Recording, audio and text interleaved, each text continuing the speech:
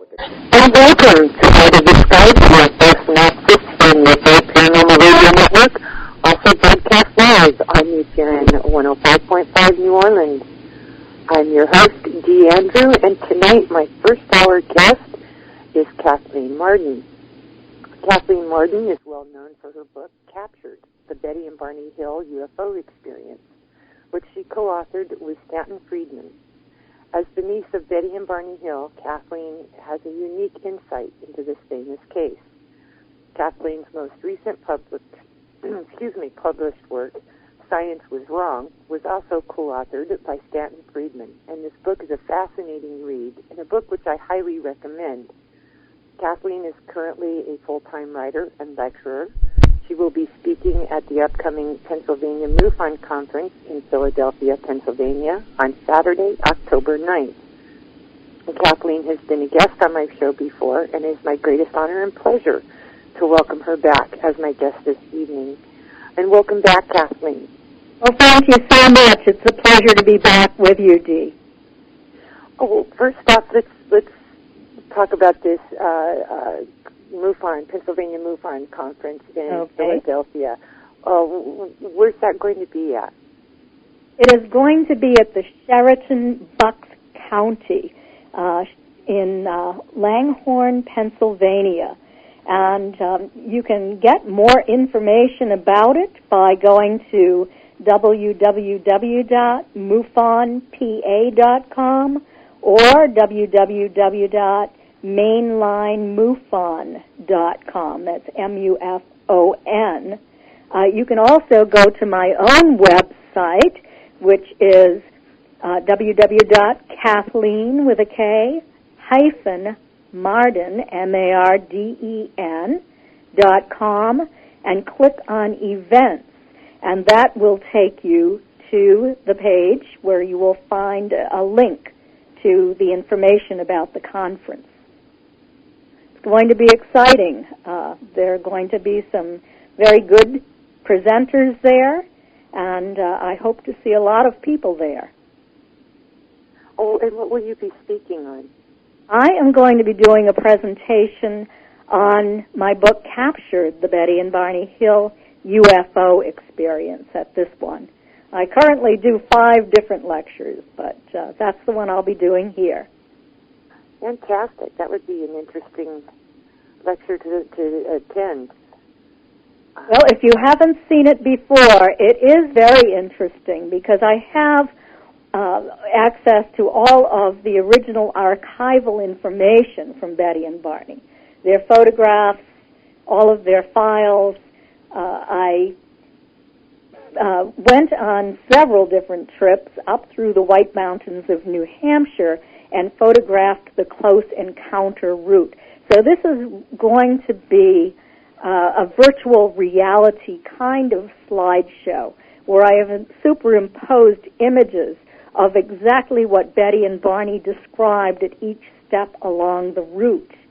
So I think that it's going to be very interesting to the people in the audience. And I'm also going to present photographs and reports of the physical evidence that Betty and Barney observed, and also the forensic paintings of the aliens who abducted them that were painted by both the late David Baker, an artist from New Hampshire, and Patrick Richard, an artist from New Mexico, who was a friend of Betty Hill. Well, after having read both Captured and, I read Into the Journey like 3 or 4 times, and seen the movie, and I think that was my introduction to the Betty and Barney Hill case back when I was in high school. After having read those, I think it would be really good to see your presentation with the slides of the different locations. Because, when they went through there at night near Indian Head, in the daytime it would be scary enough, but I can imagine what it would have been like, in the dark. Well, particularly with an alien craft, an unconventional aircraft hovering overhead only a few hundred feet above you and buzzing you, playing cat and mouse with you as you're driving along in this desolate area. And I'm going to be actually playing tape recordings from Betty's and Barney's hypnosis sessions with Dr. Benjamin Simon. So my audience will have a first-hand account right from Betty and Barney about what they were observing and how they felt about what they were observing. I'm also going to present my comparative analysis of Betty's and Barney's statements made under hypnosis. These were separate hypnosis sessions with amnesia imposed at the end of each session. And I did this in comparison to Betty's statements made about a series of dreams she had shortly after the close encounter and abduction in the White Mountains. So I compared these, looking for some kind of evidence that might support the idea that it was a real abduction and not a fantasy experience as has been suggested by skeptics. That was another thing I was going to bring up, because so many people said that Betty had told her dream to Barney, and that kind of influenced Barney. But I don't think that you can get as good a detail under hypnosis by recounting somebody else's dream. Well, what I found was information that supports the idea that it was a real abduction. This is detailed statistical information that was not in Betty's dreams and which, in fact, contradicts Betty's dreams on several points. So that's quite exciting. And then Betty had some very interesting things happen, for several years afterwards. Yes, she did. Are you talking about after Barney's death or when Barney was still alive? He died in 1969. I think it was afterwards, if I remember correctly. Yes. Well, I can tell you that I moved in with Betty shortly after Barney's death because there were paranormal activities or intrusions by probably an intelligence agency going on in Betty's home. And this was really unnerving to a recent widow who had lost her life partner with whom she had a very close and loving relationship. And I believe personally that some of this activity was meant to, in an attempt to try to push Betty over the edge. Because Betty was a very stable, sturdy New Englander. Everyone said she was the salt of the earth. But one can take only so much. And I moved in with Betty just to give her some support through all of this, and with my own eyes had the opportunity to observe some of these intrusions into Betty's house and the very weird evidence that was left in these intrusions, such as one time the house was entered and all of Betty's coats were removed from her coat closet, piled in a pile in the middle of her living room floor with a scarf laid over the top. Tell me, what kind of purpose does that serve except for to upset a woman who has had this kind of tragic experience where her young 46-year-old husband died very suddenly?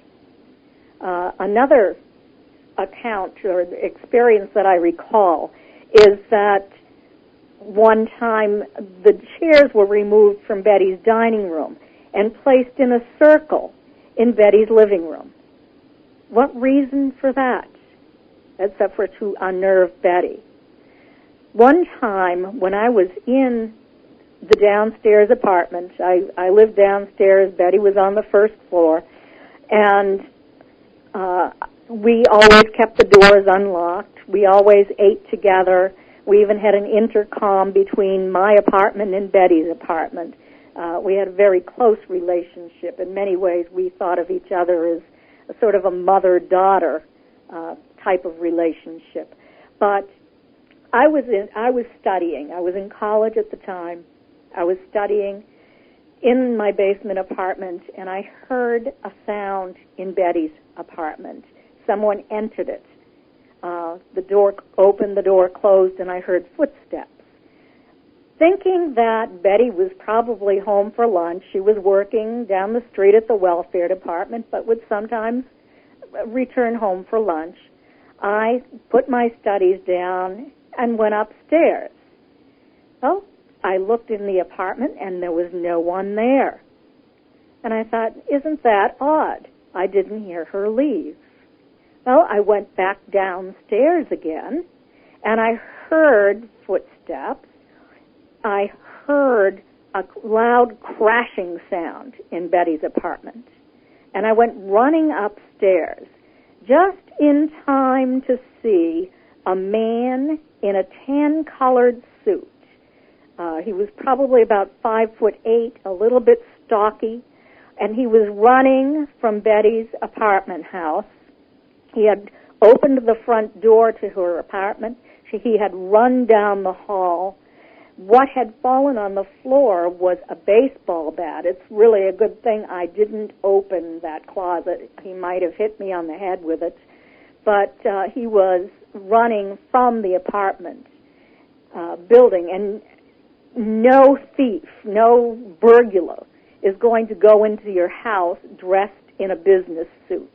This was someone who was there for some intentional purpose, and it wasn't burglary, I don't think. Nothing was taken. Interesting. That's almost scary.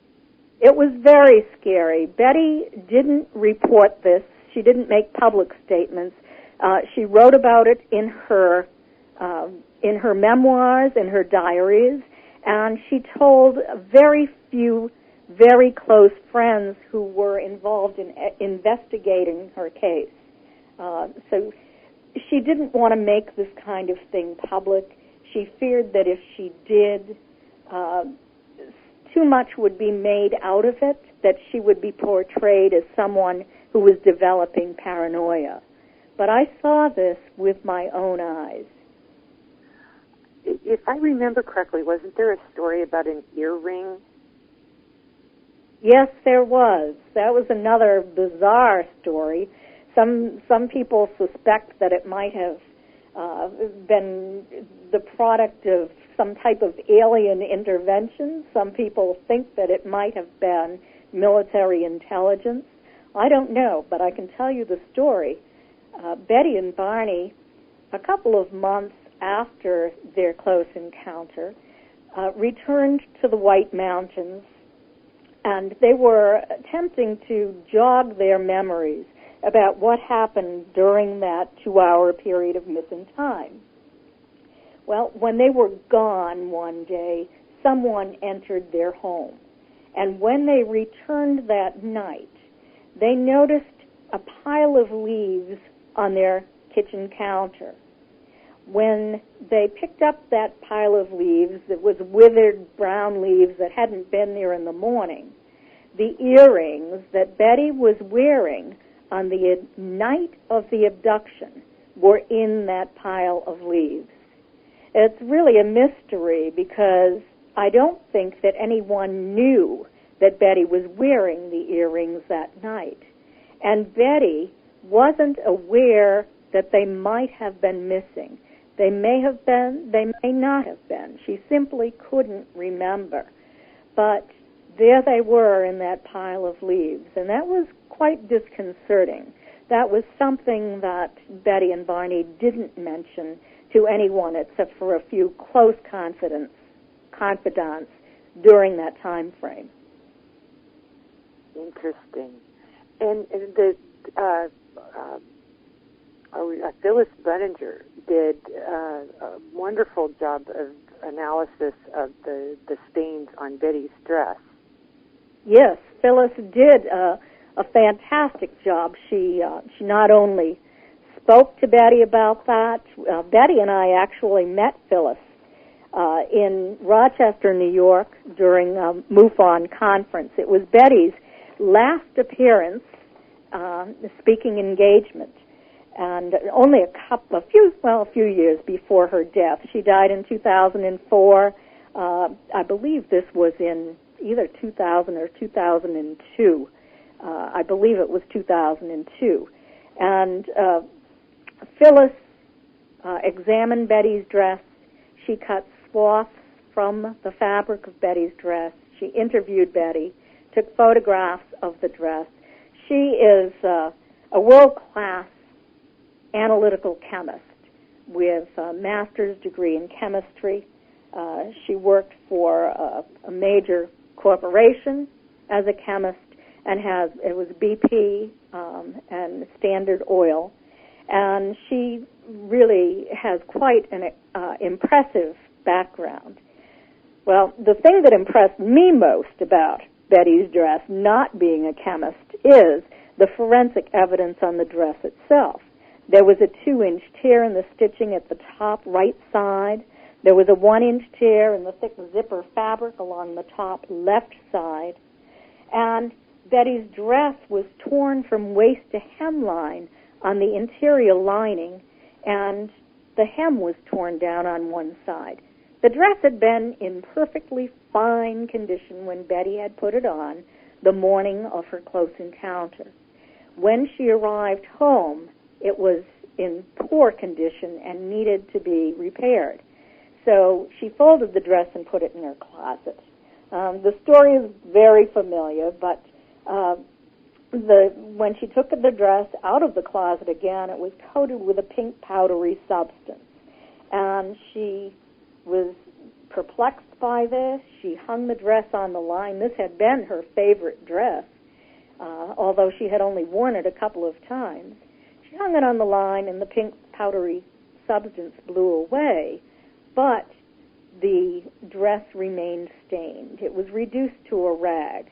Whatever that powder was had actually punctured little holes into the fabric itself. So there was no hope that she could ever save this dress.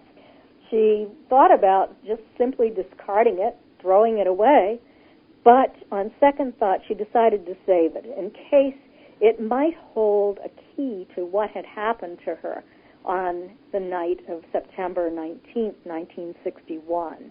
Now, Phyllis examined the dress. She did a chemical analysis on the dress, and she did discover some sorts of things on the dress that she said were anomalous. So there were anomalous findings, findings that could not be explained in any other way. Phyllis stated that she felt that it supported Betty's statements about what happened to her dress on the night of her close encounter and abduction. The dress was coated with a biological material of mostly protein and a small amount of natural oil, but this didn't belong to Betty. The protein had attacked the fiber and the dye in the stained area, and it broke down the fiber structure. This was the result of an external source. She also found some things that are common in our natural environment. She found bacteria, which is very common on a little tiny area of the dress. She found, let me think, there was something else. Oh, spider blood. A DNA analysis showed that there was spider blood on the lining of Betty's dress. We had noticed some spots back there and wondered what those could have been. But it turned out to be spider blood. And all I can think of is that there were no public facilities in the White Mountains of New Hampshire during that time. It was a desolate area. And if you had to relieve yourself, you had to go into the woods. And, perhaps when she did that, she squatted down on a spider web, and maybe it happened that way. But Phyllis did find what she thought were some interesting things on Betty's dress. And she speculated that the captor's respiratory emissions might have deposited on that dress. But, of course, there's no way with human technology or human tests to identify alien deposits or alien DNA. We don't even know if aliens have DNA. This is true. We don't. In this wonderful book that you and Stanton Friedman have done, Science Was Wrong, there's one section in there that particularly interested me. Okay. And that was, from what I understand, that was a section that you wrote, the one on extrasensory phenomena. In particular, Natasha Demkina, is that right? Yes. I think she was about 14 when I first heard about her. Like I said, 3 or 4 years ago. I forget how long it was. I've seen so many of these different programs that they all kind of become a blur. But her ability is really remarkable. Could you tell us a little bit about her? It certainly is. And I wanted to state first that Stan Friedman wrote 7 chapters in Science Was Wrong, and I wrote 7 chapters as well. So this was a 50-50 kind of split on this book. I had written about 85% of Captured, but we decided to do this one half and half his and half mine. And getting back to the chapter, it's called Extraordinary Visual Feats, Psi Phenomena. And at the beginning of this chapter, I decided to write a little bit about Natasha Demkina, a Russian medical intuitive who claimed that she could see the full structure of the human body, including how internal organs are positioned and how they function, almost as if she had X-ray eyes.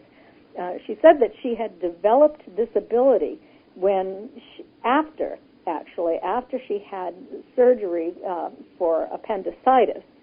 And she had gone home and looked at her mother and could see different colored objects that reminded her of fruits and vegetables in her mother, and didn't understand what this was all about at first. But over time, she realized that she was actually observing her mother's internal organs. And she had gained quite a reputation in Russia for her ability to be able to medically diagnose illnesses, diseases in individuals. And her reputation carried all the way to Europe. She went to England and underwent some tests and did quite well, proving, she thought, that she was indeed a medical intuitive. And this is something that I really didn't have a great deal of knowledge about before I wrote this chapter, but I had watched a television program. It was on the Discovery Channel. Maybe you watched the same one. It was in 2004, and Natasha had been told, she had been invited to prove her ability, to have her ability tested by some of the top scientists in the United States. And being a young Russian girl, she wanted to do this. If she could prove that she had this ability, she could stand to get a reward. So she and her mother and her interpreter came to the United States. The team had convinced her to sign a contract that for the standard for her passing the exam was actually above international statistical standards. So she had to perform extremely well in order to pass this exam. Well, as it turned out, they were not a team of famous scientists from the United States. They were members of a well-known debunking group. And they had set this experiment up in order to cause Natasha to perform poorly. They were well aware of the kinds of things, it seems, that would cause her not to do well. She was under stress. She was fatigued. She complained that she was in a hostile environment. She wasn't able to read people in the way she usually does.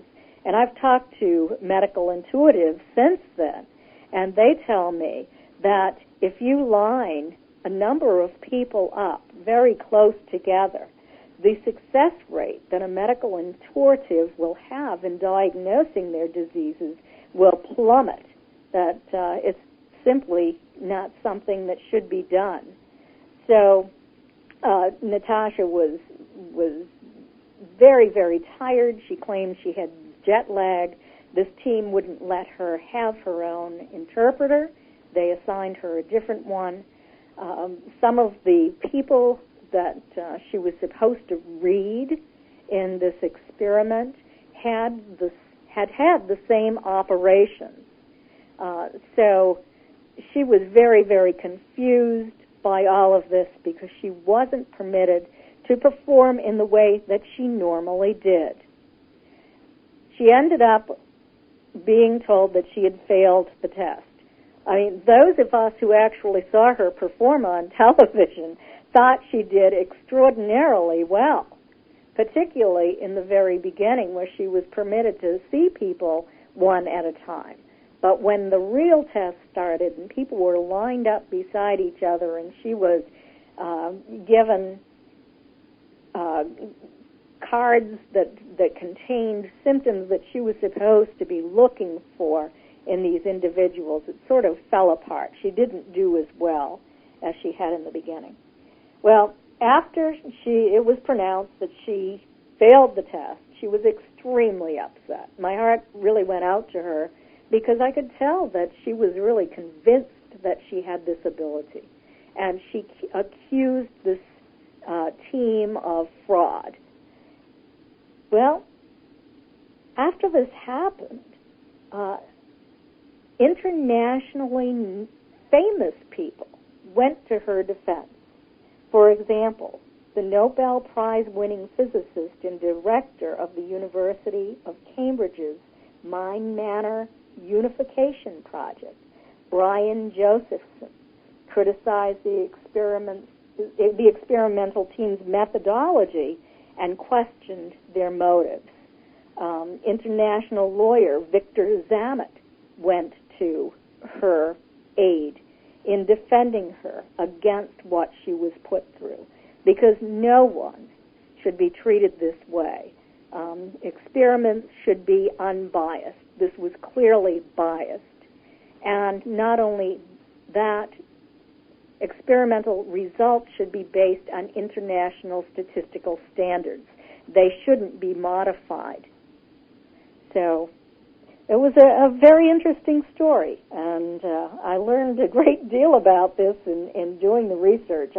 I found it incredibly fascinating and decided to include it in part of my chapter on psi phenomena.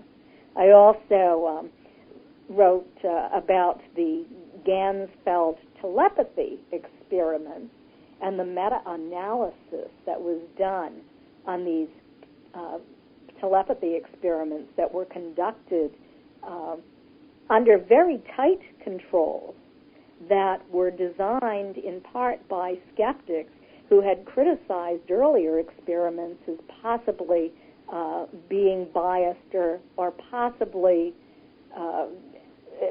allowing variables that could skew the results, and found some remarkable results from this.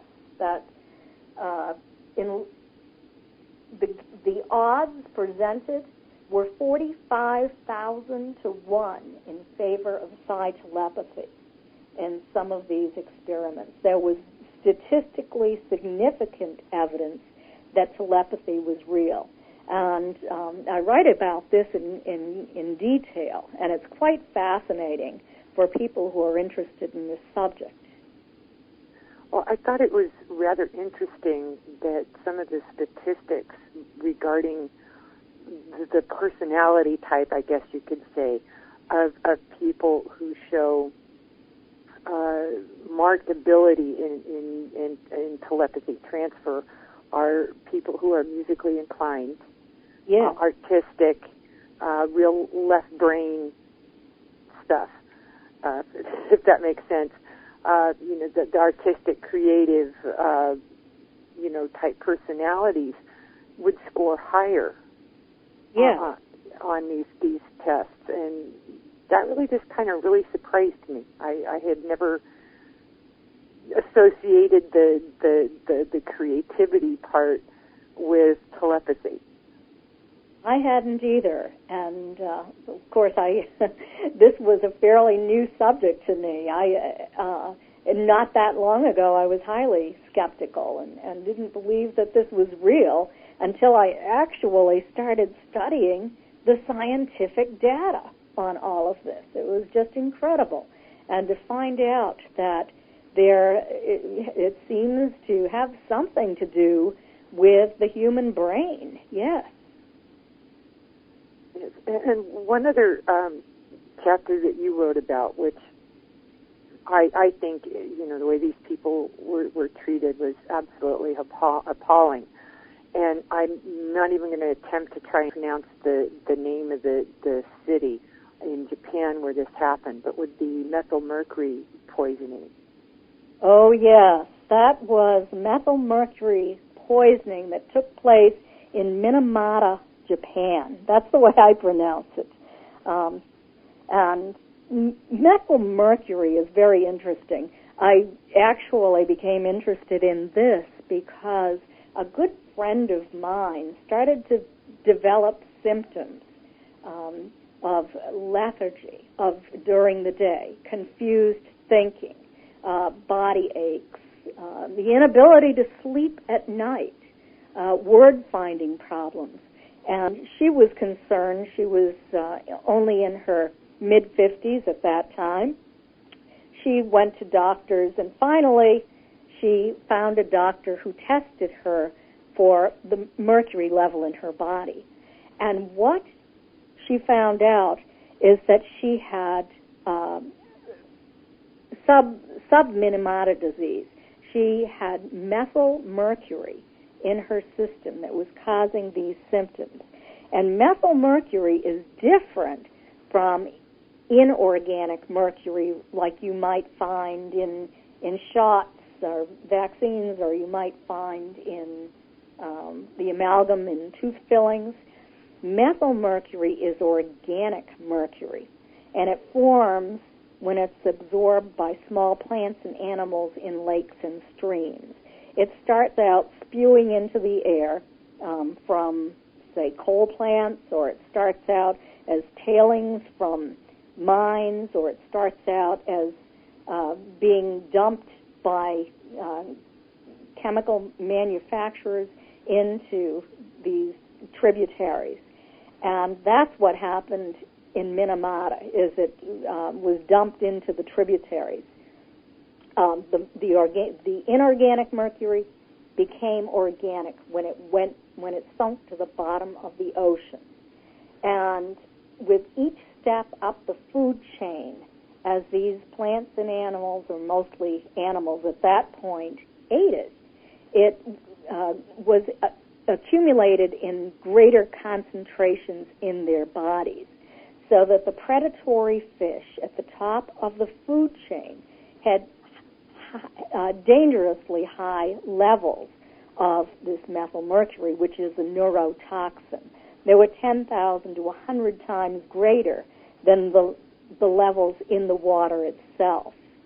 And what happened was that in this town in Japan, this was post-World War II, and they're working very, very hard to build the economy, to grow industrially, to employ people, they weren't really paying attention to their environment.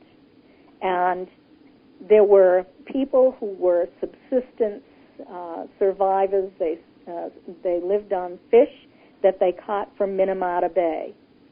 And the way that this happened initially is that at first it affected the cats and the dogs and the wildlife that collected around the edge of the bay and lived on the seafood that came up on shore. And the cats developed what was known as cat dancing disease. That's what they called it, where they moved in a very odd way. And then they died. And the birds that ate this fish dropped from the air. They simply died in flight. And eventually the young children in Minamata were also affected. And some of them died from these neurological symptoms. The town really didn't know what was going on at first. They thought that this might be a contagious disease, and people were shunning the people who had this disease or the area of town that they lived in. They had even quarantined the houses at one point. Now, the university came in, doctors from the university, and started attempting to determine what was causing this.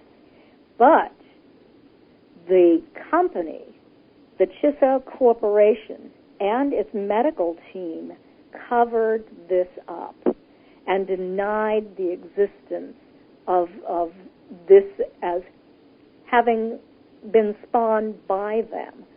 And the politicians in that area cooperated and helped to cover this up as well.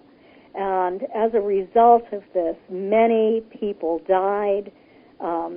Children were born with terrible neurological disorders. And this went on for years and years and years.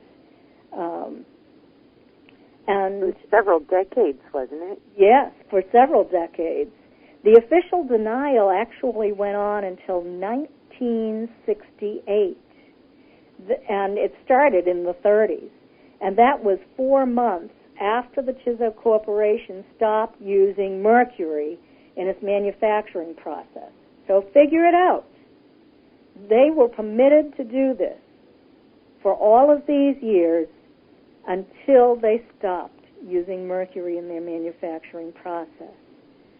Well, eventually, the court sided with the victims. It took a long, long time.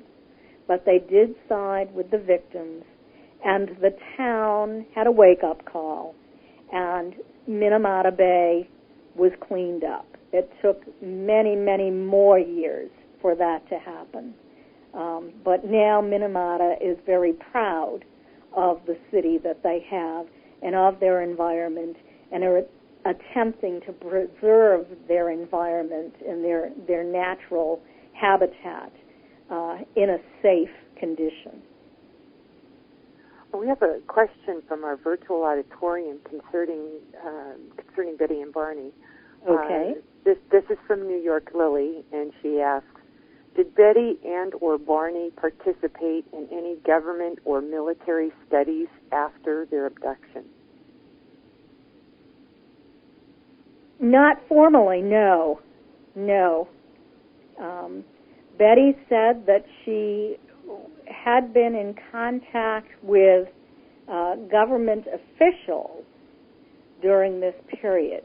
I think that she confused Robert Homan and C.D. Jackson for being government officials, because Dwight Eisenhower, in his administration, had a man named C.D. Jackson.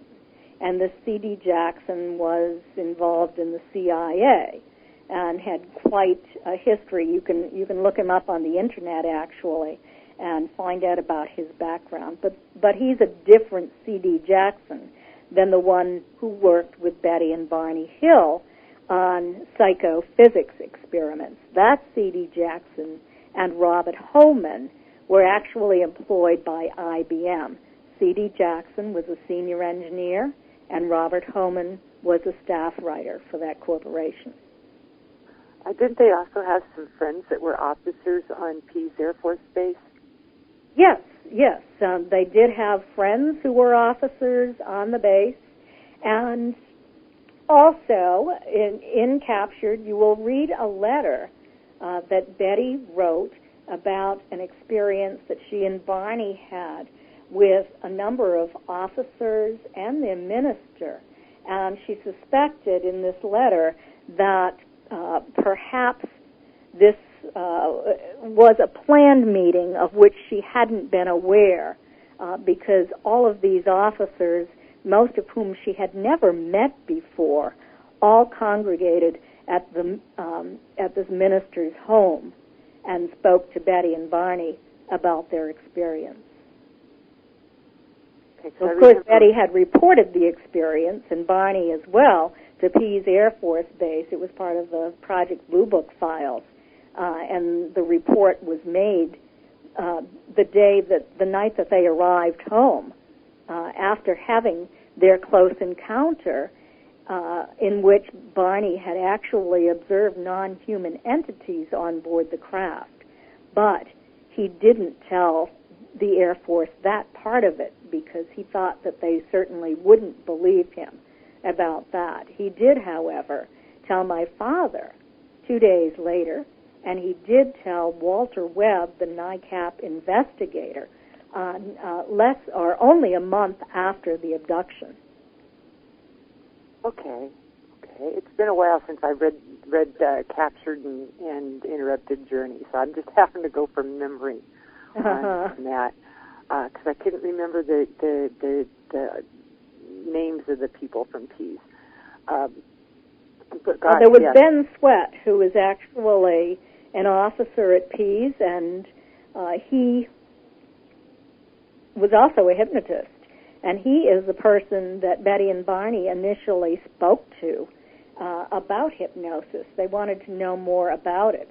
In Betty's first letter to NICAP, written in September, just shortly after the incident occurred, she mentioned the possibility of finding a hypnotist who could help Barney to recall more about those beings that he observed on the craft. So Ben actually advised against it. I had the opportunity to meet Ben a couple of years ago. He's quite an outstanding man. He retired as a full colonel from the Pentagon.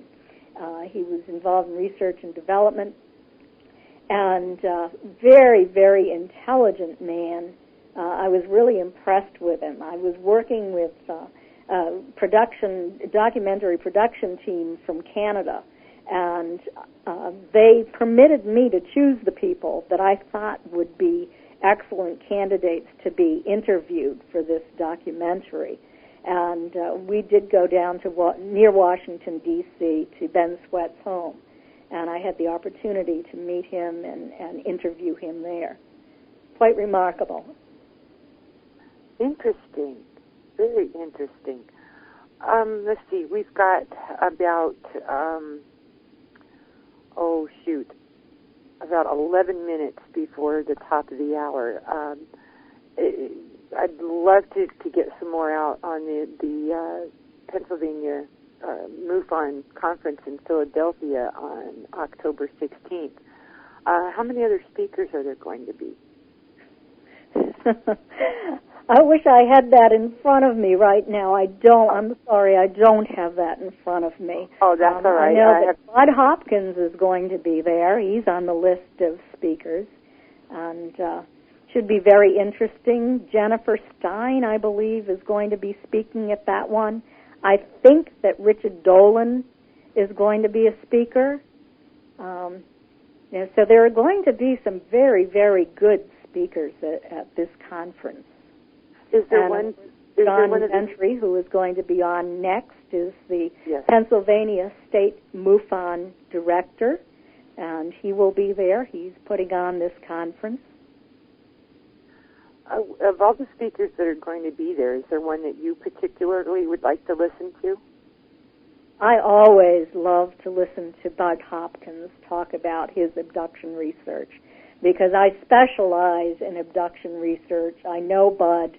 I have been to New York City and spoken to his group there, the Intruders Foundation, and have a great deal of respect and admiration for Bud, and he's a terrific speaker.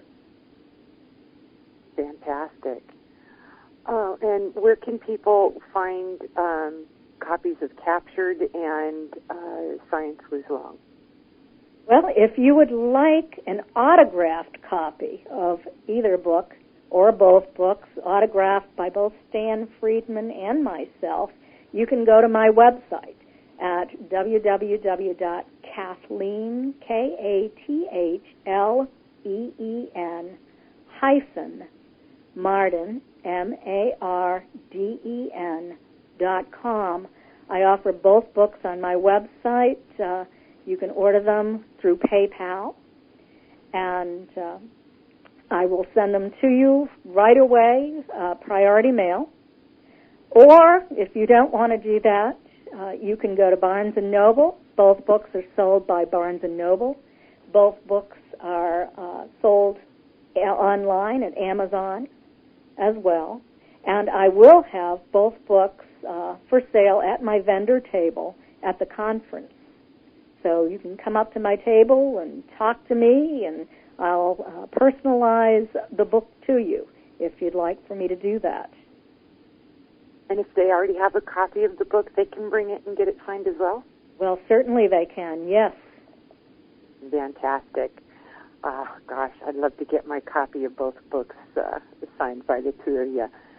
Maybe if you guys can get down here to the Phoenix conference that's coming up here in February, I believe. Well, actually, Stan and I are both going to be speakers at the Phoenix conference.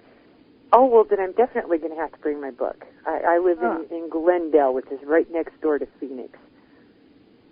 Well, that's wonderful. So I'll get to see you there.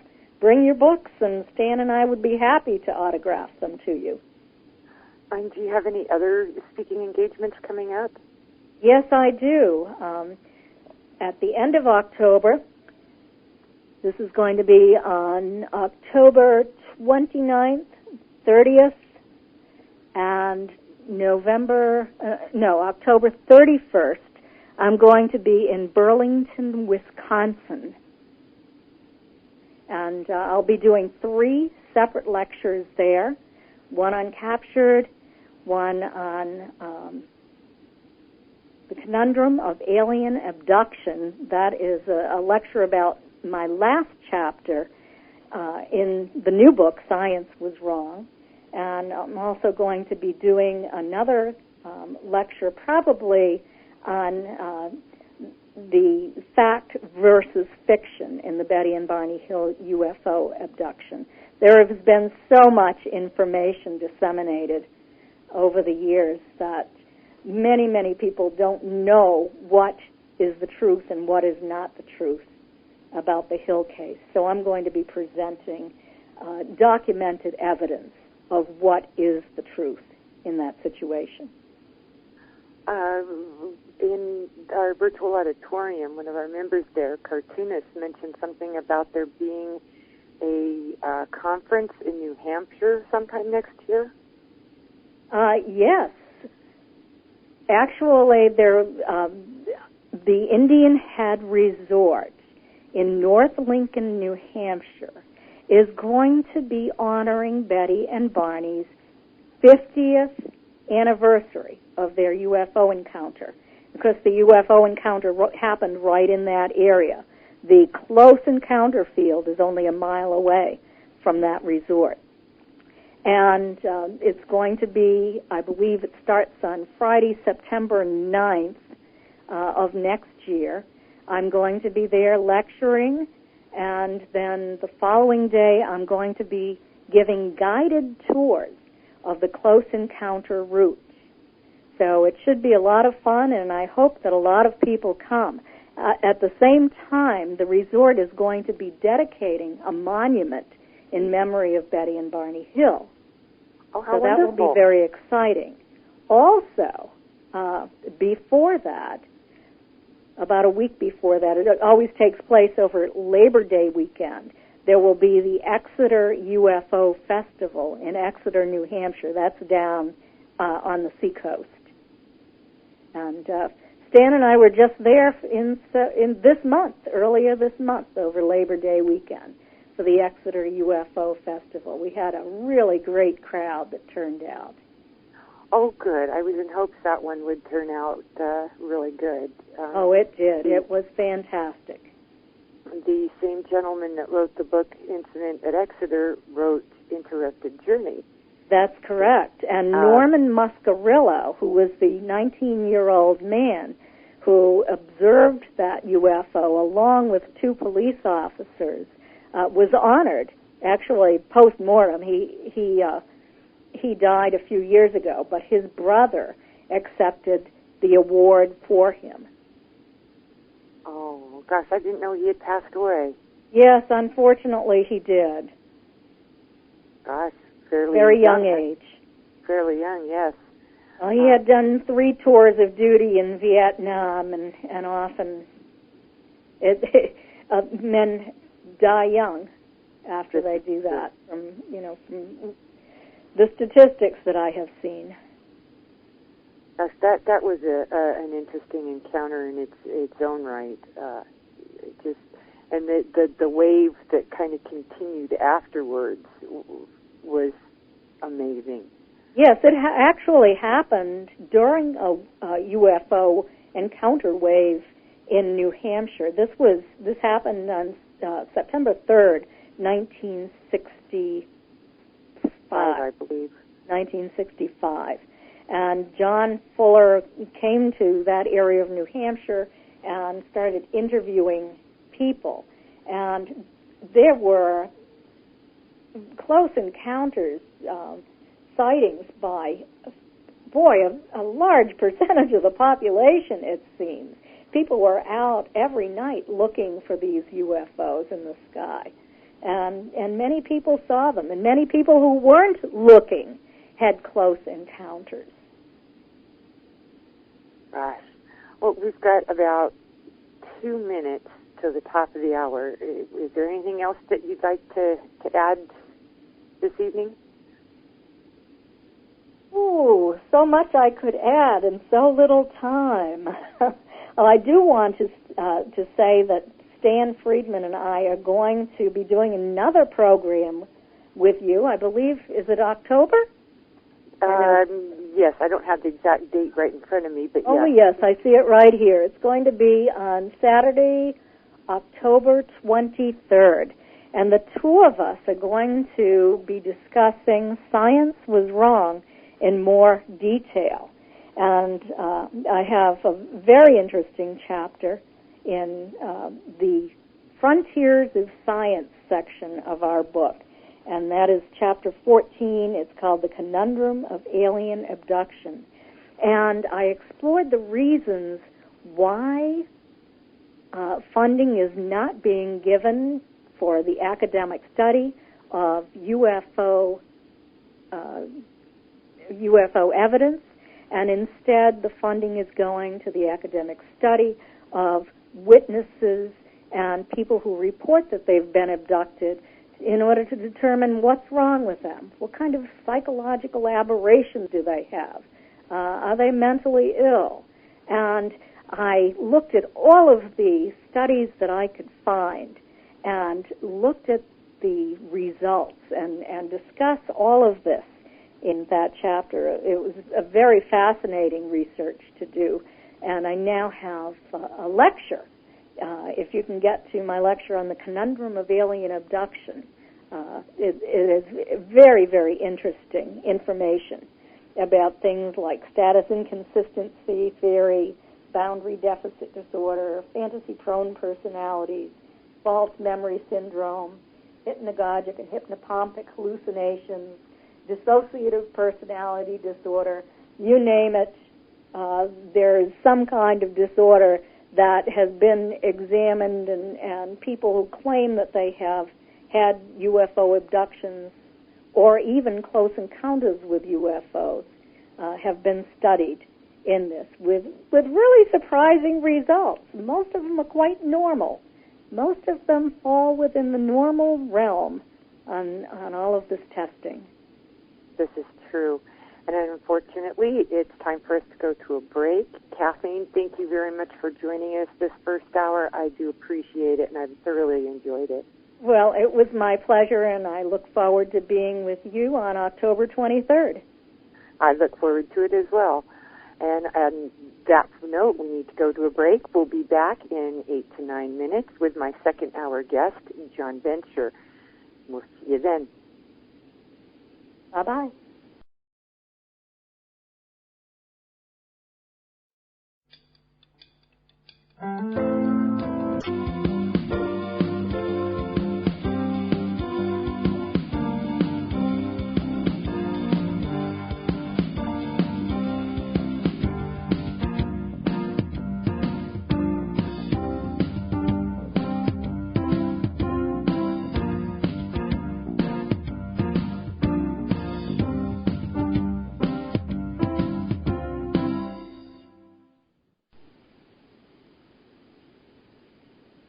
And welcome back to Eye to the Sky, the UFO Synopsis here on UFO Paranormal Radio Network, also broadcast live on PRN 105.5 New Orleans.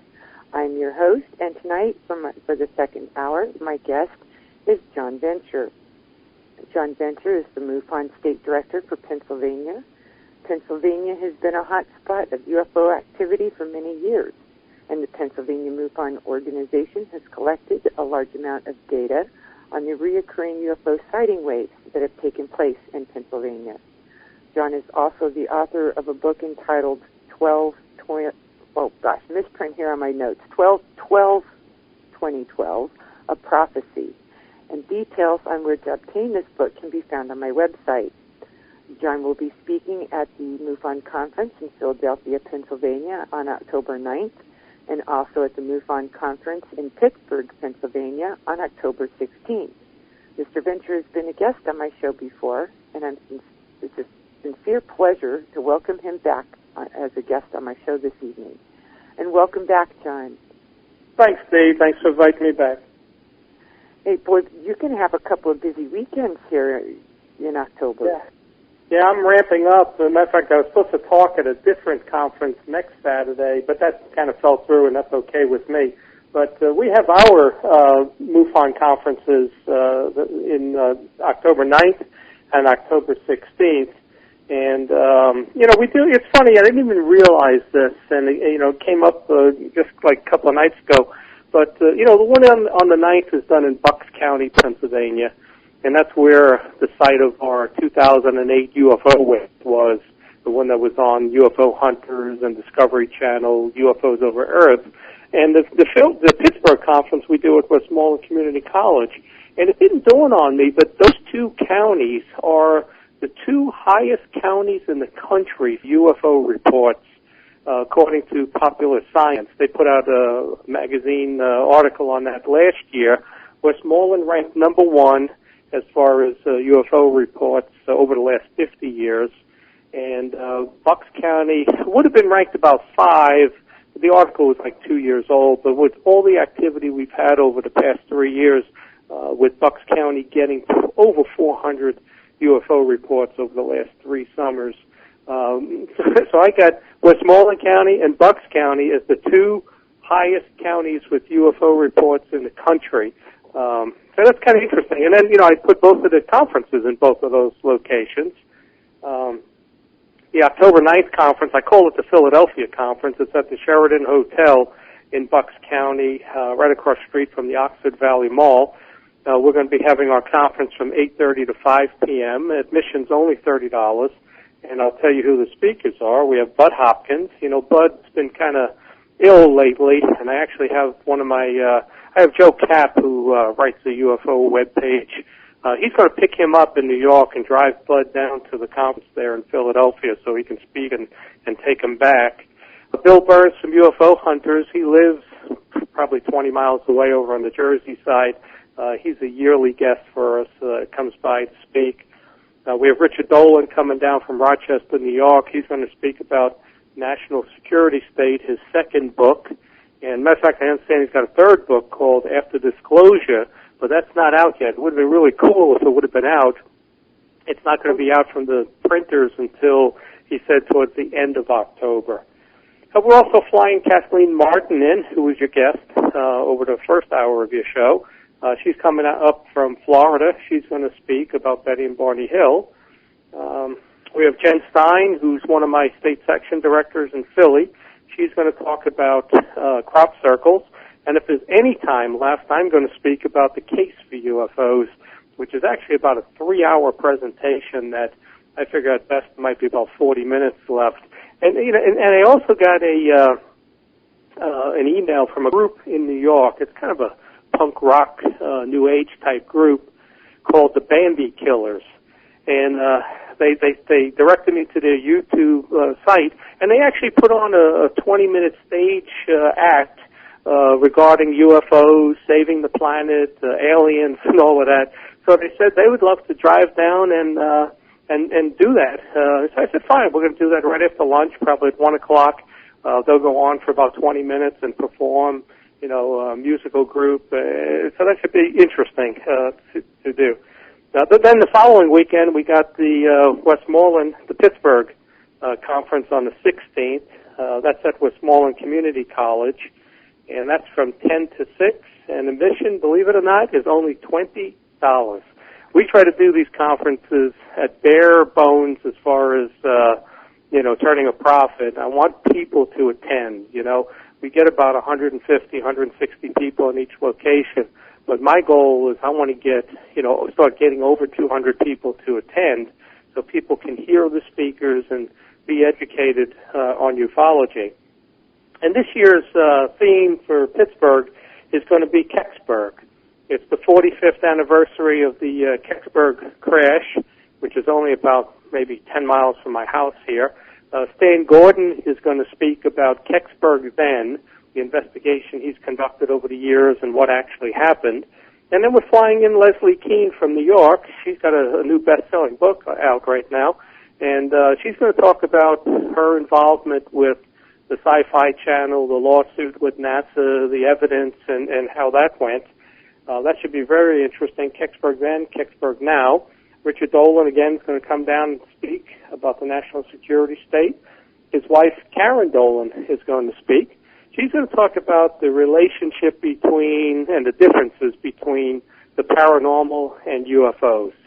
So I think that'd be real interesting. Like yourself, she has a radio show that she does. And, you know, you guys obviously are very versed because you get all the speakers and you have the discussions. Jen Stein, again, will talk about crop circles. I'm gonna speak about 2012 prophecy.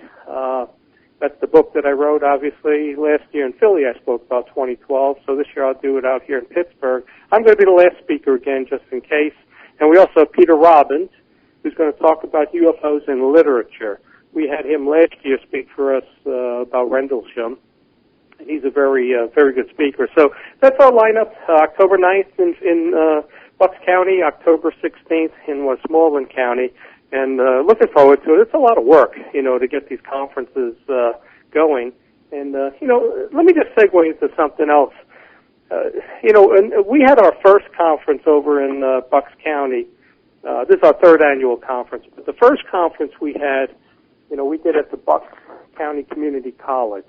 And it's really interesting how things happen. You know, I'm not paranoid and stuff like that, but you know, we did the conference. It was a smash hit. Over 400 people attended. We blew the auditorium out. There were so many people there. So I tried to schedule last year's conference there.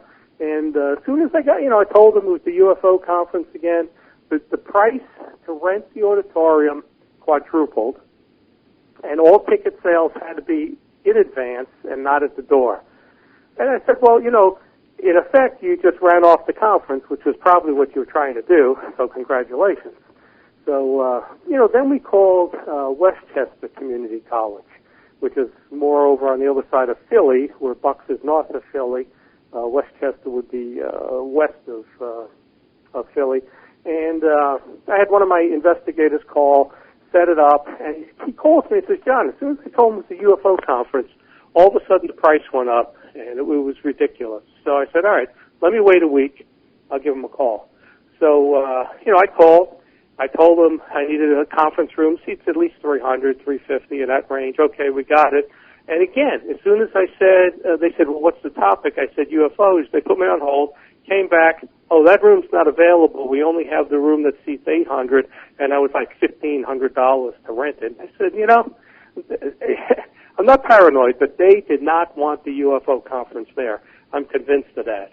We ended up at Montgomery Community College last year. It was kind of it was a good venue, very cooperative, but off the beaten path. So this year we're going right to the heart of the UFO sightings. It all started in 2008 in that area. Over above the Oxford Valley Mall is where the UFOs were seen, and we're going to do it at the Sheraton Hotel right across the street from the Oxford Valley Mall. So hopefully that'll be our permanent location there, along with the community college here in Westmoreland County. Wow, gosh, you are a busy man. Oh yeah, it's incredible because you get into the advertising now and putting signs out on the street, and you got to contact all the newspapers, cable TV to try to get some free advertising on the community bulletin boards, and it's a lot of work to put these two together. And so what am I doing? I'm going to think about and probably now put a third conference in Pennsylvania is what I really want to do, probably in May, and do that up in Erie, Pennsylvania. And I spell Erie with two E's because it's kind of eerie up there. But I want to put a third conference in. Erie's a pretty well-populated area, and I think that's what we need in the state is to just bring the conference all around the state and have people attend. Actually, I have been to Erie, Pennsylvania, right on Lake Erie. It's a really pretty city. Yeah, well, they had that Prescal Island sighting, and, a lot of our cases come off of Lake Erie. And, matter of fact, that 2008 UFO wave we had across Pennsylvania, we were getting like 90 cases a year, about 2 a week at best, across the state. And all of a sudden, it was like the end of June, middle of June of 2008, we had all of these UFO sightings. But, I can take it right back to a case a couple of weekends in June where this guy in East Lake, Ohio, calls me and says he sees UFOs coming in off of Lake Erie. And then I get calls from a guy in Erie, in Wheeling, West Virginia, which is like the little panhandle there between Ohio and Pennsylvania, and he tells me the same description. He sees these UFOs coming in from Ohio into the Pittsburgh area.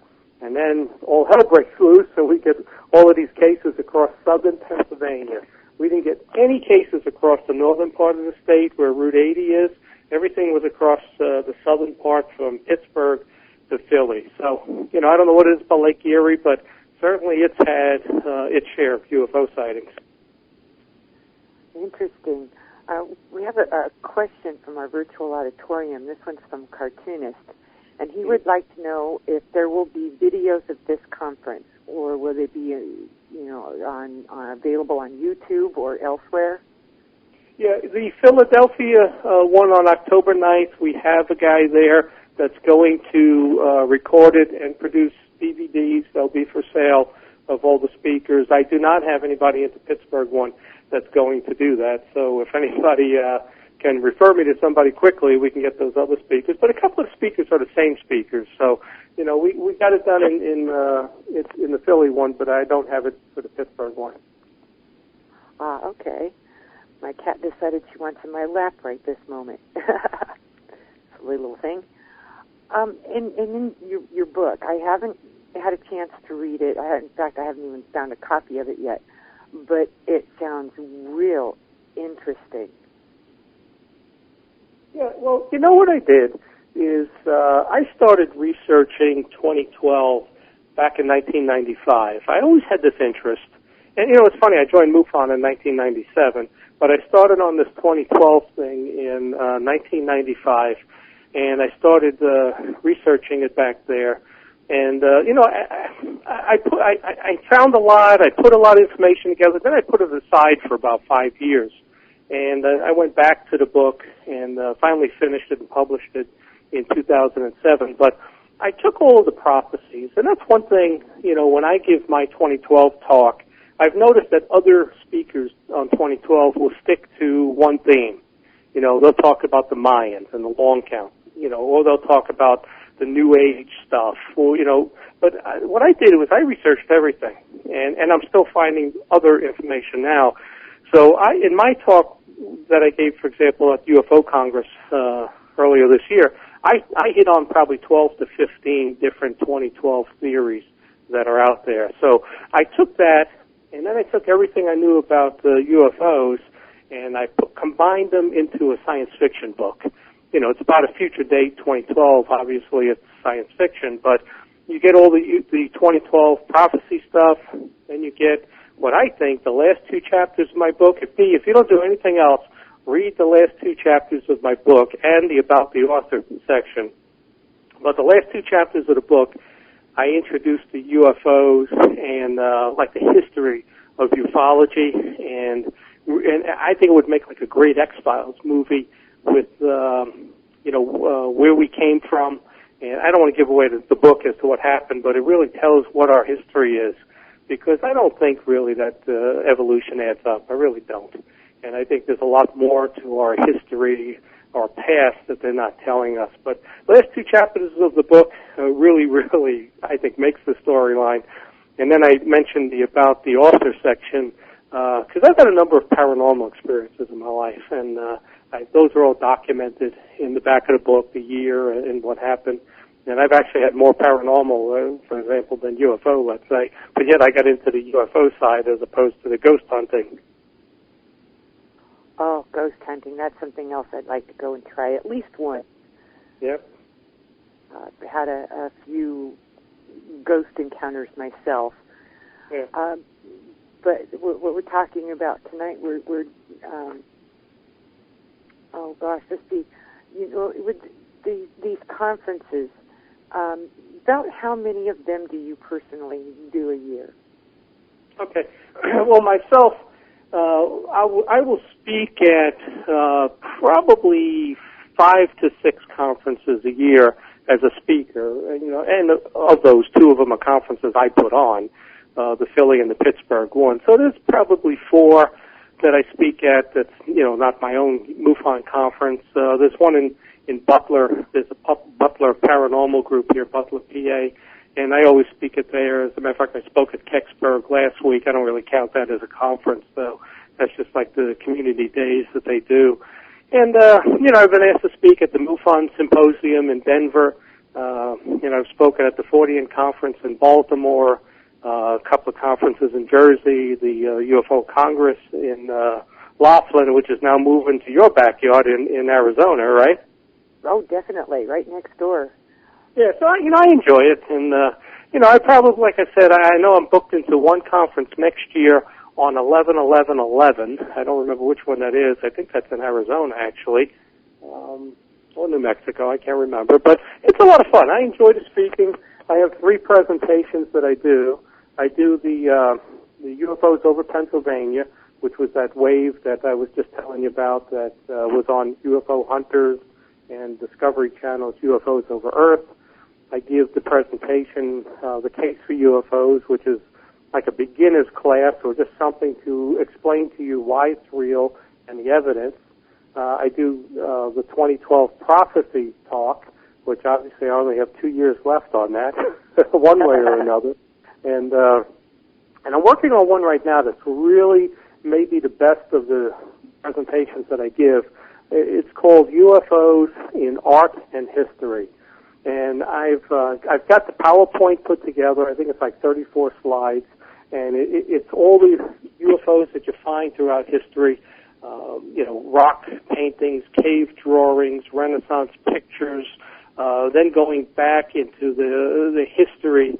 Not too many of the listeners know about India and the Vedics, and there's a whole history there of UFOs and actually nuclear weapons that go back to like 5000 BC. But I put this together, and it was funny to sit there and watch the History Channel a few months ago with that Ancient Alien series they had.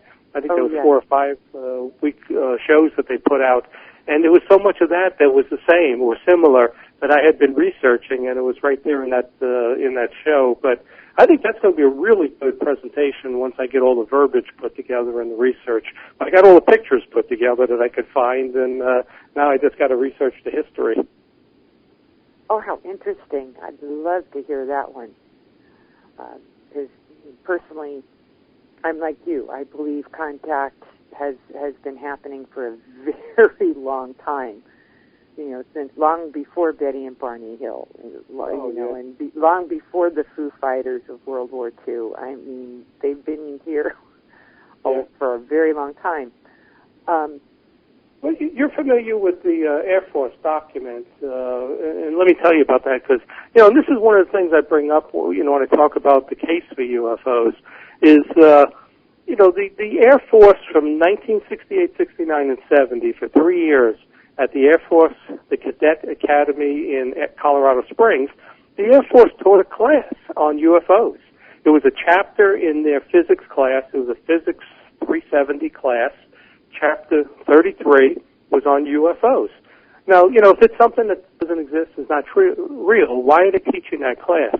But I love the opening of the textbook of Chapter 33 that talks about the UFOs, and it says that they have been here, visiting here, for up to as long as 50,000 years, and that there are 4 different types of species of extraterrestrials. Now, that's straight out of the Air Force and what they were teaching our cadets 30 years ago. So when people ask me, is it real, how do you know? I'll go by what the Air Force was teaching.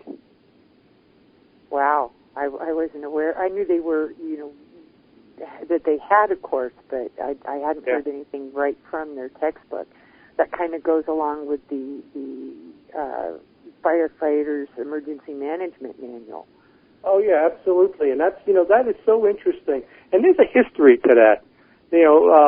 What people probably only know is that there's a section in the Fire Officer's Guide to, I got the book right here, Fire Officer's Guide to Disaster Control. And that's it's interesting, chapter 13. And the chapter is 13 pages long. I think that the author did that on purpose. But this is a manual that's like the hazmat book.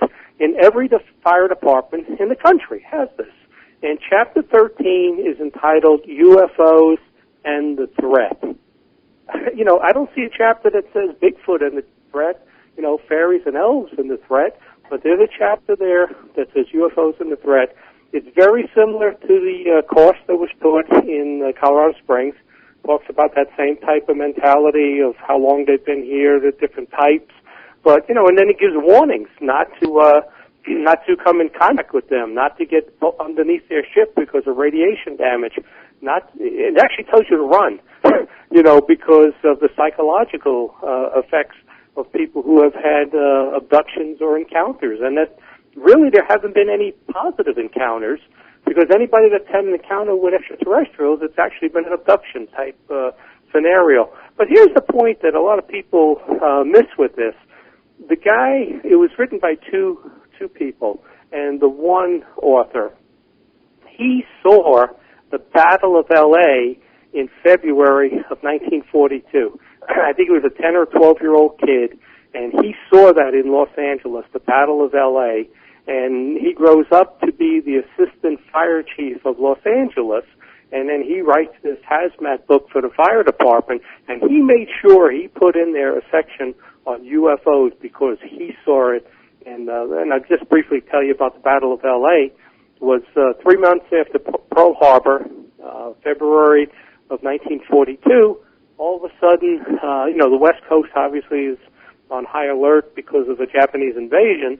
Well, something comes into the Los Angeles area, and they know what it is. It's a UFO. It's actually, you can see pictures out there. If you go to the MUFON webpage right now, the headquarters, MUFON.com, you'll see 4 or 5, you see a picture that was in the newspaper in Los Angeles of this UFO. It's a dome-shaped UFO. They have 4 or 5 lights on it, those big lights that they shine into the sky. And what happened was our military opened up fire on it, fired 1,433 shells. They hit it, couldn't bring it down. It seemed to have like a force field around it. The shells were hitting it and can't take it down.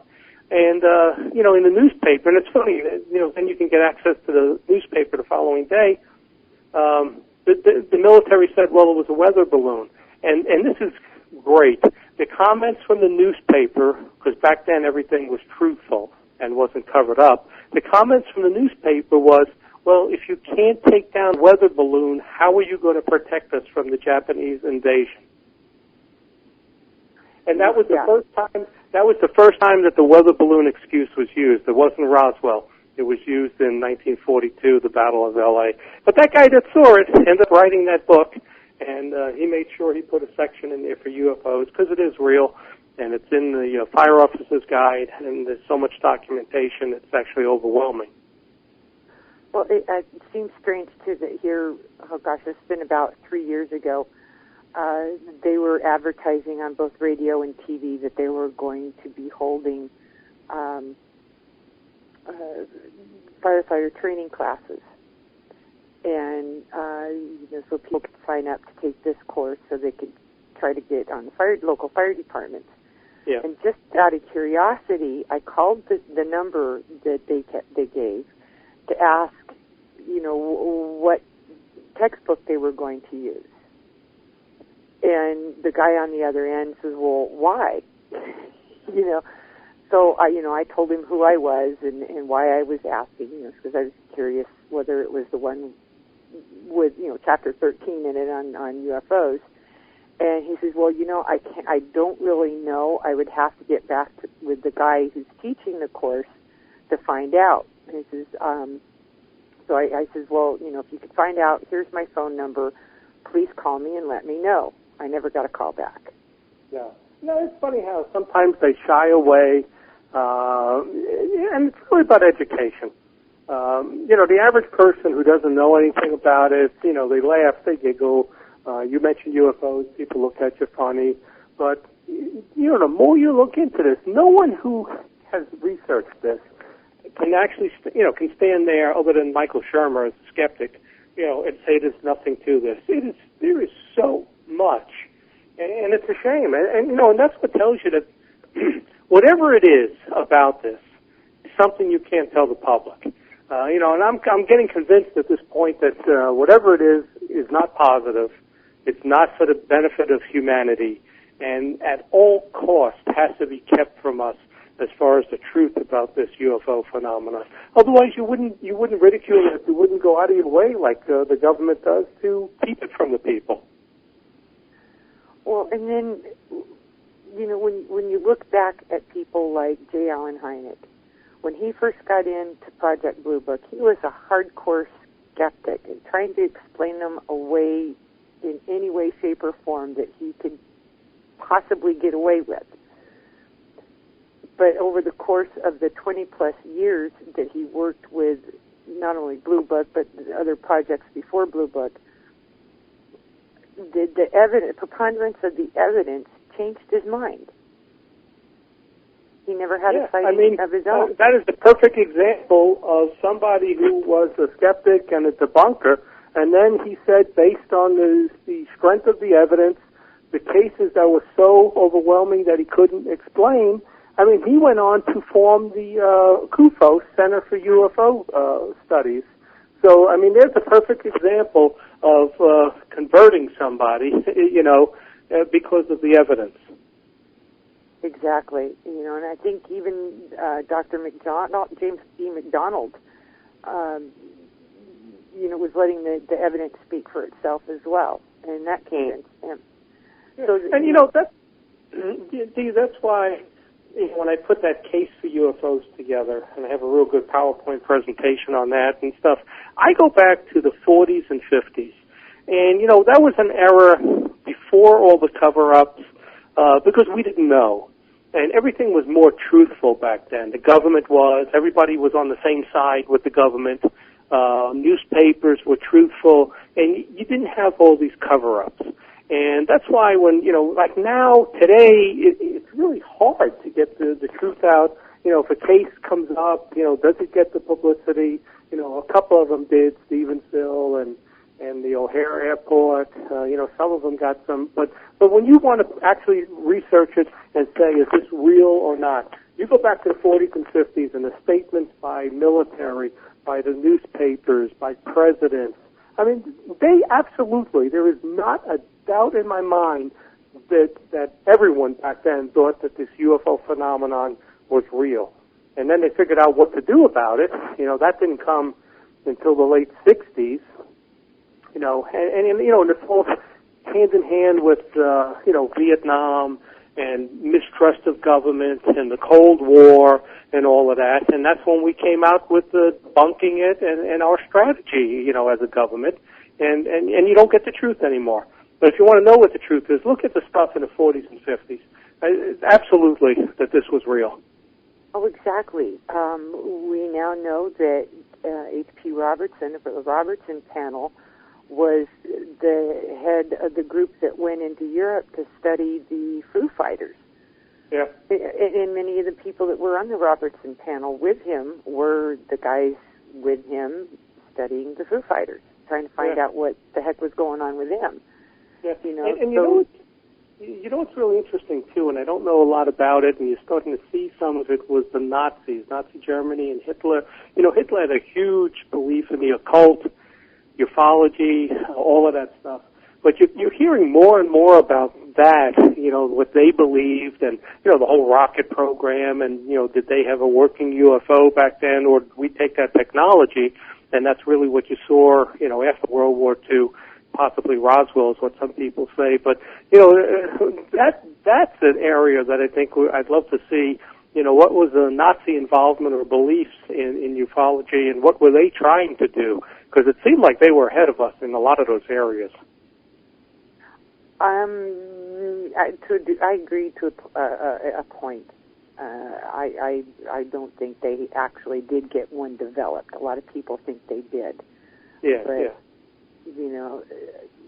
There might be some truth to it. I don't know. I'm kind of still on the fence. To me, not all the facts are in. Well, the fact that, the way it was run, with Hitler, for example, they were ahead of us on the, with an atomic bomb, and probably could have beat us to the atomic weapon. But when Hitler was presented with it, he said, what do I need a big bomb for? I got the Blitzkrieg. We're knocking the crap out of every country with the Blitzkrieg. I don't need one big bomb. What does one big bomb do? I don't want to destroy the whole place. I want to take it, But they were actually ahead of us on the atomic bomb, and because of his way of thinking, I don't want a big bomb. I want a fast-moving military. And, he missed it on that, that's for sure. Thank God. Oh, thank God for us, yes. But again, they were, like you said, way ahead of us. They were way ahead of us in rocket planes and jet planes and rocketry and whatnot. So yeah, they were well ahead of us. And Project Paperclip brought quite a few of them here to advance the United States technology. Yeah. There's some people who go as far as saying, well, the Nazis made a base in Antarctica and they've got all this secret stuff flying around there. Yeah. That's just wasting it for me. But if anything, the ideas are interesting, and I'd like to just see a movie about it. Put Tom Cruise in as a Nazi officer or something, and let's see a movie about it, even whether it happened or not. There's some great ideas that come out of that, and I don't know if that's true or not, but you think that somebody would take some of that and develop it into a movie or a TV show. I think I did see a promo thing for a movie along that line. Yeah, that'd be interesting. I think it was going to be like an online chapter story thing or something like that. And getting back to your conferences here coming up.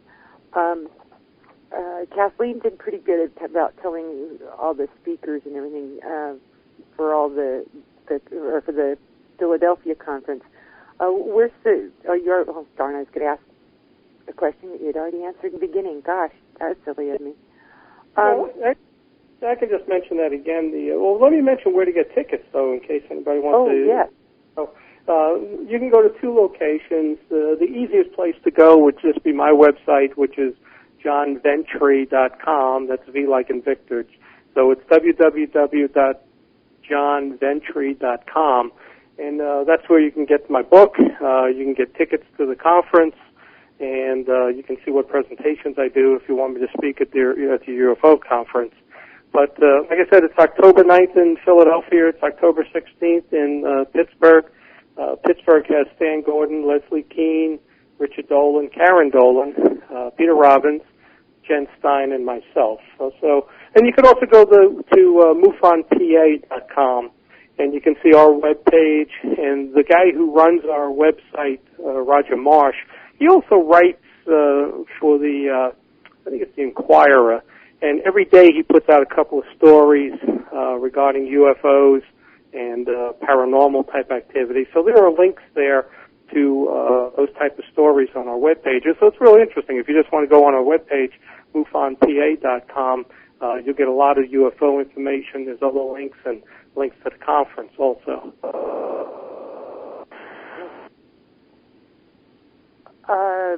Let's see. You had mentioned Leslie Keane's book. Have you had a chance of reading it yet? No, but she's going to ship 40 copies to my house so she can sell them. So if they're not, sealed, I'll probably take a copy out and thumb through it. But no, I haven't looked at it yet. I understand. I saw something that said she's got it's a bestseller right now, which is very unusual for a UFO type book.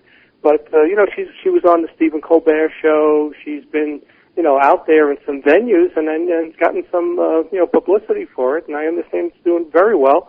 Same thing with Richard Dolan's new book. And what he does is he chronicles the UFO history over like 30 years. Each book is like a 30-year history of ufology. So I have his first book. I'm going to get the second book when he's out here, and then he's going to work on the third one that'll take it from, I don't know where he left off, 1980 to the present, let's say. And I heard him on Coast to Coast talking about another book that's coming out the end of October called After Disclosure, and talks about what he thinks will happen. He co-wrote that with someone else, and how disclosure will come out, what could happen, and the ramifications of disclosure. So I'm interested to hear about that. Oh, I'd love to get my hands on that book. It sounds like a really good one. With Leslie Keane's book, last I heard, it's been a couple of weeks, but since I checked on it last. But last I had read, her book was in number 30 of the New York Times bestseller list. Wow. And I'm hoping it goes way up there to the top. I mean, I have the book. I've read it. I think it is a great piece of work. About half of the book is written by the people who were involved in the specific events from not only the United States, but England and countries in South America and Belgium and Iran. It's a great book. I think she did very well, and she deserves a big pat on the back and a job well done for that book. I was probably lucky. I was probably lucky to get her booked out here into Pittsburgh before that book actually ran up to a bestseller. Her speaking fee might have gone up, but we got her. She's scheduled. I have her coming up in November on this program, so I'm looking forward to that as well. Gosh, let's see. We've got about 4 minutes. Is there anything else you'd like to let our listeners know about, dates, times, places? Well, let me tell them a little bit about MUFON, and you can cut me off when we're out of time. But the Mutual UFO Network, we had 3,000 members, but this recession has knocked us back to about 2,700. My membership here in Pennsylvania, it's an international organization. Pennsylvania, I had 140, dropped back to 120. I think I'm at around 123 right now. I got 21 investigators. There's about 900 investigators around the world with MUFON. So about a third of our membership take the test and become investigators, which is the interesting part. But if you join MUFON, you get a monthly magazine. I mean, that alone is worth the the $350 a month it costs to be a member. You get a magazine, so it's actually cheaper than you could buy other magazines on the newsstand. And we're always looking for new members. We need the support. There really isn't another organization out there that's doing this. You have a lot of individuals out there that are doing their own type of work, like Stan Gordon. He's right here in Greensburg with me, Pennsylvania. But unless you got one organization that can speak and show they have membership and they have clout, that's what you need. And, when they have their symposium this year, 2011 is going to be in California, Orange County, I guess not too far from that San Diego Comic-Con. So we're going to do it on a different weekend than they do theirs. But people need to attend. They need to attend anytime they see a MUFON conference like the two we have here in Pennsylvania. I think Kentucky does one. There's a few states, only a couple of states that do them. And, if MUFON were to go away, we've been around 41 years, all you're left with are hundreds of individuals who research their little county, but you don't really know how many sightings there are and what's going on, across the United States. So I think it's really important to support MUFON. And I actually MUFON's a nonprofit. It's a 501c3. I gave them a $3,000 contribution this year. Tax deductible on my income tax, and I plan on supporting MUFON every year and help them, no different than I do for United Way, juvenile diabetes, all the other things I'm involved in over here in Pittsburgh. But MUFON needs to survive and continue their research. I think it's very important. Well, I think anybody who's doing good research deserves some notoriety, and I put you on that list. The work you did in Bucks County is amazing. Yeah, that was a real good case. I mean, if you can see the Discovery Channel show, because the UFO Hunt is it was a two-parter. It only spent about 20 minutes on Bucks County, but the Discovery Channel show that was UFOs over Earth was a great case. It was two cases that we looked into, and I think those two were definitely UFOs. And there was plenty of evidence there. Yes, there was. It was a well-done program. I've seen both of those, and like I said, every now and then, History Channel will re-air those. And I try to catch just in case, they come up, I missed something the last time I watched, Yeah. And what's cool when you're in those shows? The producers send you your own DVD, and it's not like one you buy from the store, you buy from Discovery or History Channel. It's from the production company. So that alone, in my mind, is not that it's worth money, but it's special because it's different than what you get on television. So and then I developed a really good relationship with Bill Burns, and like I said, he's like 20 minutes from the Philadelphia conference, and he comes every year and speaks, and it was really great to be involved in those two projects back in 2008. Oh, gosh, I just got a burst of static. There it goes. Oh. That was funny. Oh, well, gosh. Something strange has happened. I'm doing a bunch of shows, and almost every show I'm on this year, every other one, let's say, they'll call me and say somebody was trying to take the signal down. As a matter of fact, I'm walking around my house now trying to find a clear signal when you're speaking to me. And I don't know, and I've had people tell me that my logic and explanation of this UFO thing makes so much sense, but it almost seems like somebody tries to take the signal down every time I'm on a radio show. Hopefully it's clear on your end, but it's just weird. It's another one of those things. I want to be paranoid, but it's strange. Well, you never know what's going to happen. Yeah. Well, unfortunately, we're out of time. I appreciate you coming on tonight, John. More power to you, Guy. I mean, gosh, I wish I had the energy you have. Thanks. Well, that's all the time we have for tonight. I'd like to thank everyone for tuning in, and also thank all those who joined us in the Pal Talk Auditorium. Stay tuned for Voice of the People, hosted by November Hansen. Her guest tonight is author Dr. James D. Baird. And please join us again next Saturday for Eye to the Sky, the UFO Synopsis, where my guest will be Giorgio Tsoukalos. Until then, keep an eye to the sky. And good night, everyone.